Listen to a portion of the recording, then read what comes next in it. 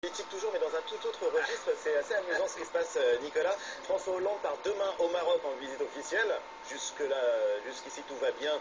Il se met pourtant à dos des milliers de Marocains qui sont les supporters d'un club de foot, l'un des plus grands clubs de foot de Casablanca, le Raja.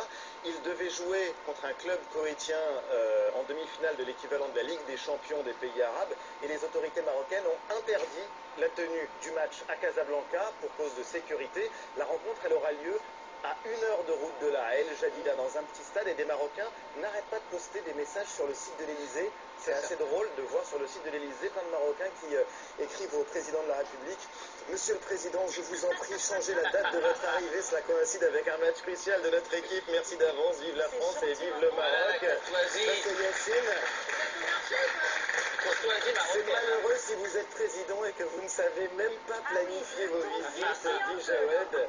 Et on termine avec un autre message sur le site de l'Elysée. J'aimerais savoir si la France annule les matchs du PSG quand elle reçoit une visite d'un dirigeant à l'Elysée. C'est une très très bonne question. L'autre question d'ailleurs là-bas, c'est est-ce qu'il fera beau, parce que des efforts considérables ont été faits pour rendre la ville beaucoup plus belle encore. Donc question en suspens. C'est une très très bonne question, mais François Hollande risque d'être impopulaire au Maroc. En tout cas, à Casablanca, il n'avait pas besoin de ça, puisque si vous regardez le dernier sondage IFOP pour Paris Match, ça ne vous a pas échappé, Nicolas. Que ça va pas terrible. Il chute encore.